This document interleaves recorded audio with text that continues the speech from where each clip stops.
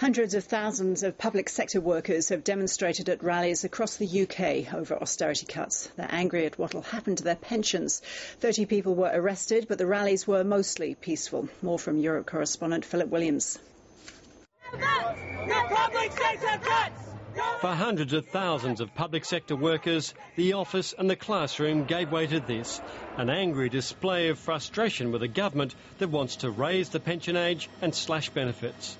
The attraction of the job of a good pension is going to be weakened, and I think that's going to cause promising young teachers to leave the profession.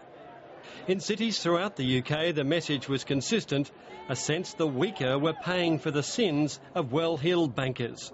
But the government says they're not being punished, but as people are living longer, the pensions are simply not sustainable.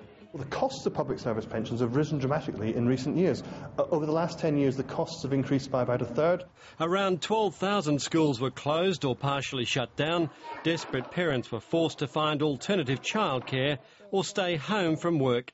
Sympathy for the strikers was sometimes running short.